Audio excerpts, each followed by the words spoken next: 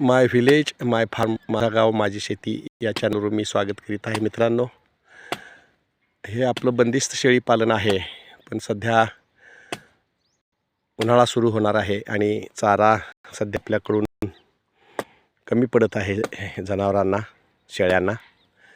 त्यामुळं आपण काय करतो आहे, आपल्या शेजारी जी ही बाबळ आहे, या बाबळाचा चारा आपण दररोज सकाळी तोडून शेळ्यांना घालतो आहे. हे पहा, अशा पद्धतीनं हा कट करत आहेत. एक कट केलेला आहे. थोड्या वेळानं हा आतल्या बाजूला टाकणार आहोत आपण. शेळ्या वाट बघत बसलेल्या आहेत. मित्रांनो, शेळ्यांना बाबळीचा चारा, लिंबाचा चारा हा घातलाच पाहिजे.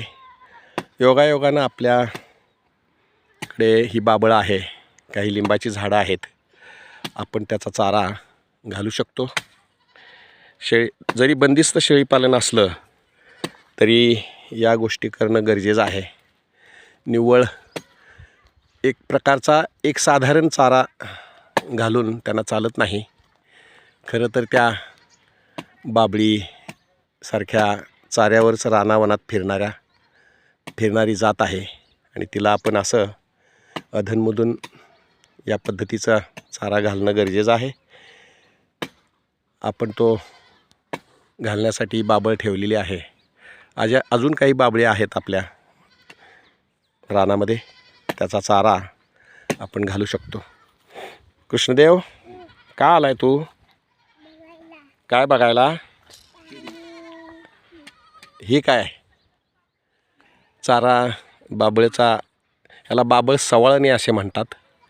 आणि ही उन्हाळ्यात केल्यानंतर तिची पुन्हा पुढच्या वर्षी नव्यानं तिला कोंब येतात, फांद्या येतात आणि आपण पुन्हा ती जनावरांना तोडू शकतो. हा चारा अतिशय पौष्टिक असतो, आयुर्वेदिक असतो.